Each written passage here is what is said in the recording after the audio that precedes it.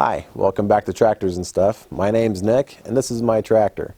I picked this tractor up from the LS dealership in April of 2018. They actually delivered it here. It is an LS XR4145C. It's a 45 horsepower gear-driven tractor. This video is actually a remake of a video I did at the beginning of the year. I thought it would be a good New Year's kind of a video to make. And when I got it onto the editing, portion, I realized that I forgot to press the record button after filming this entire video. So here we go for take two.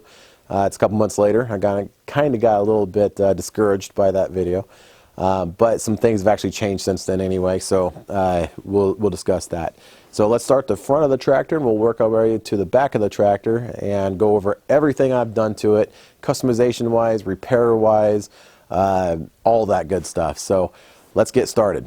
One of the first things I did when I got this tractor home was install these hooks.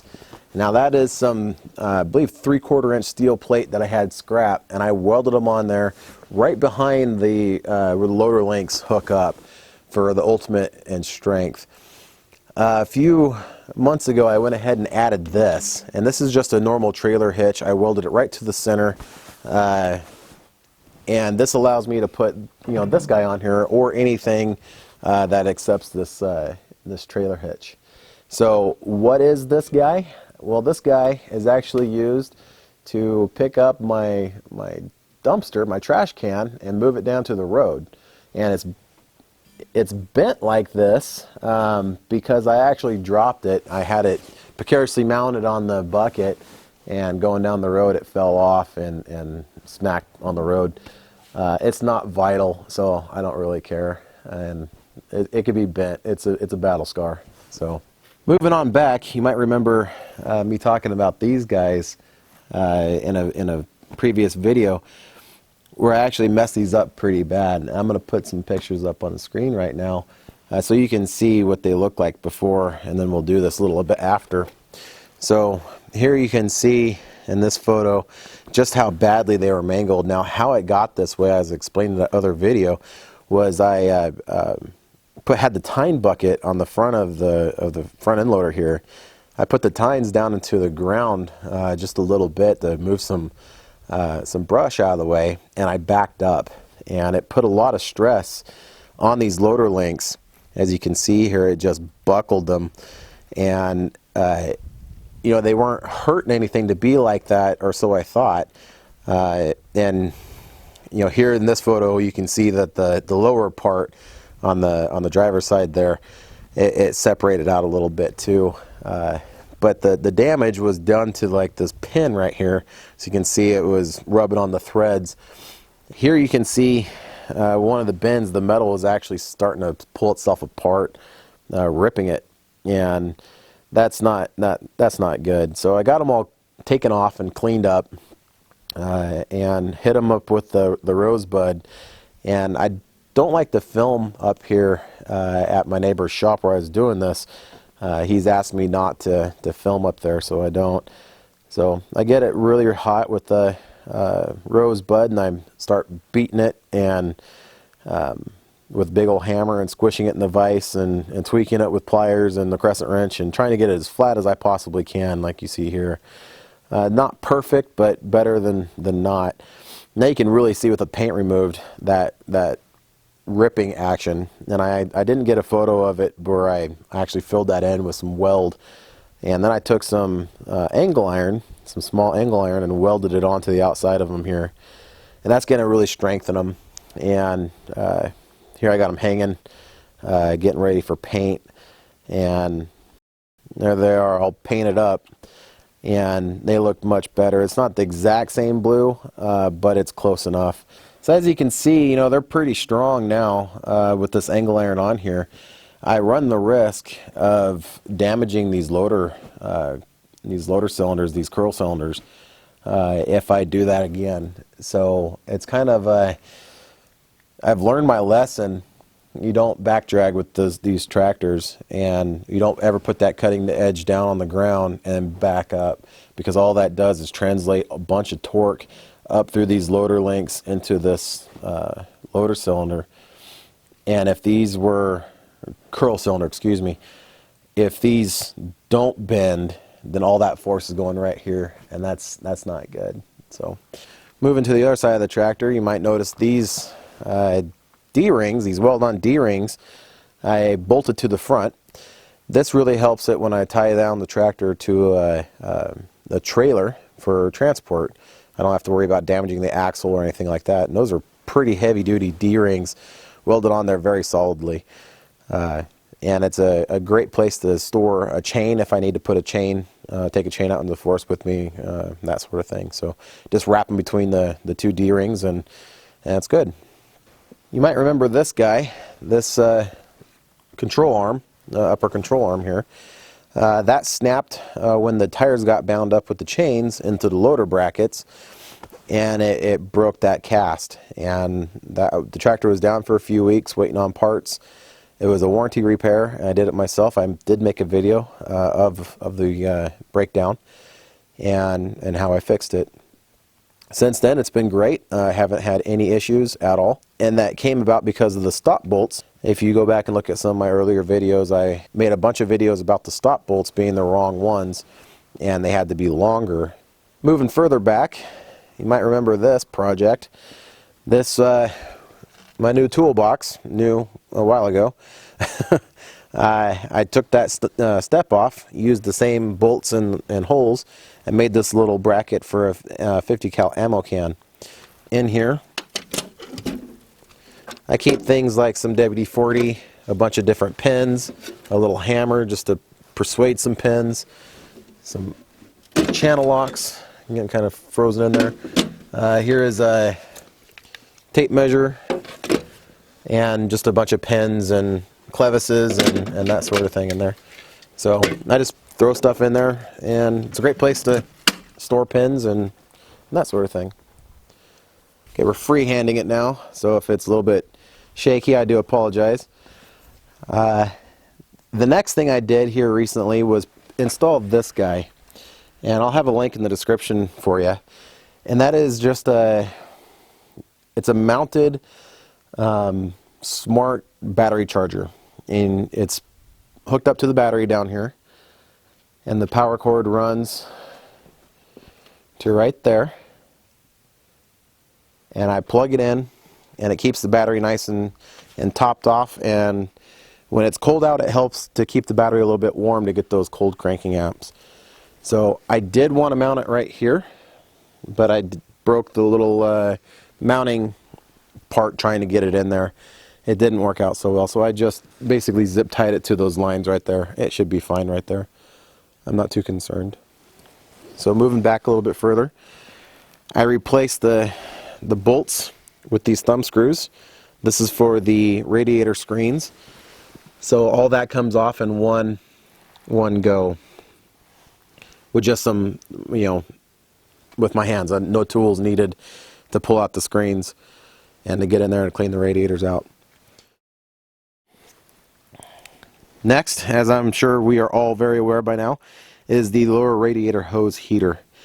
And that is designed to warm the engine through convection. It moves the warm air or the warm liquid through the engine and then through the radiator.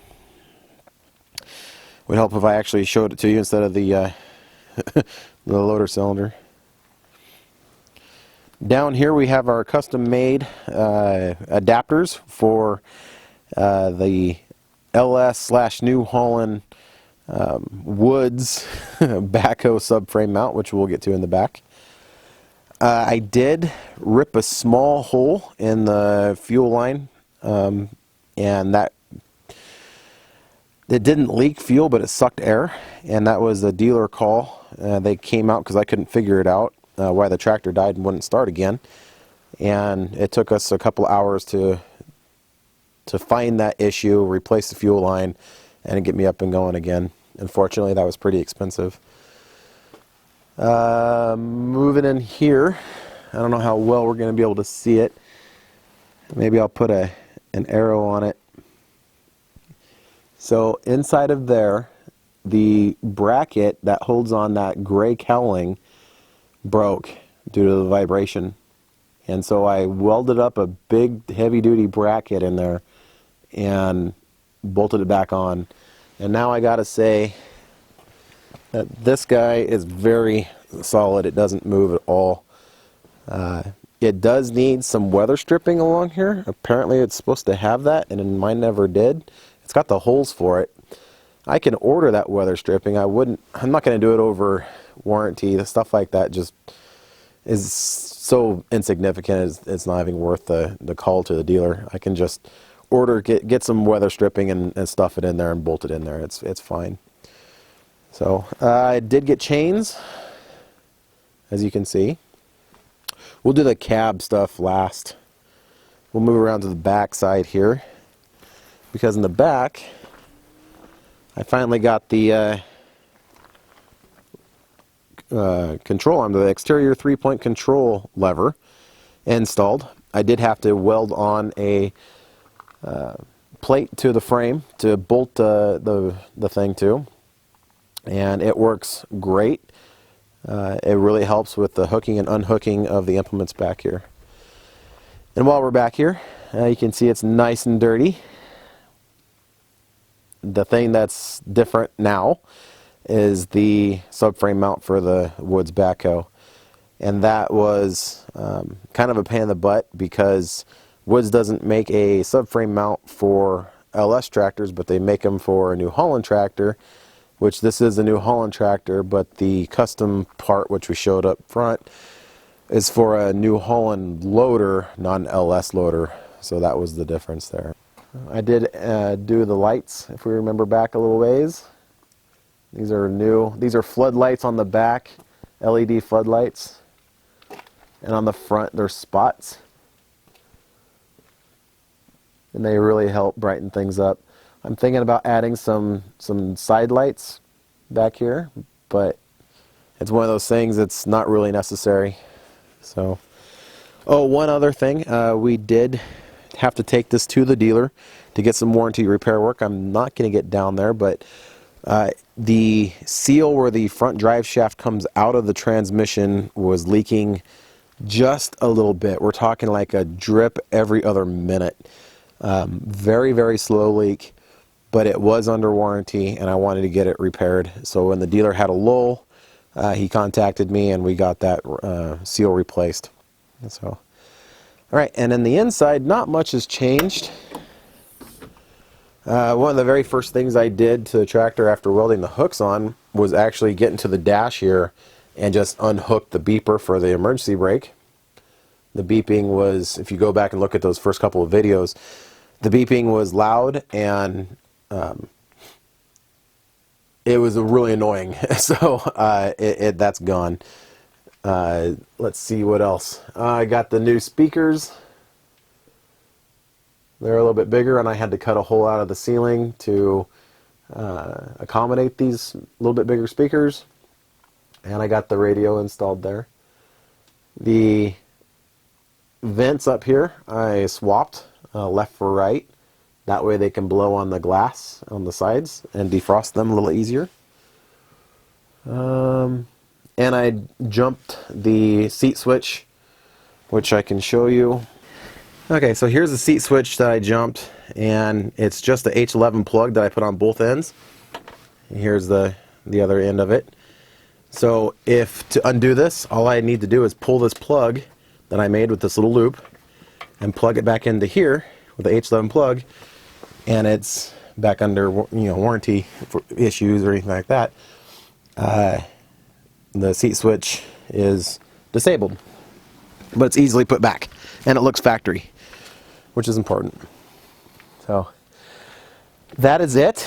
That is all I have done to this tractor, and it's been a great working machine for me so far, and I'm excited to give it, right now we got 280 something hours on it, and I'm excited to go take this thing to 1,000.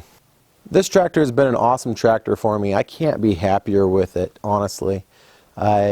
Even though we've had our knocks and issues with it over the last couple of years, it's a great tractor, and I'll continue to modify things and repair things when they break. That's just life of being a tractor owner and operator. So with that, thank you for watching. please remember to hit that like button and subscribe if you'd like. Hit that bell notification too, because like I always say, I don't always put out videos on a regular basis. So having that notification come in when I do post, that way you don't miss anything. So again, thank you for watching and have a great day.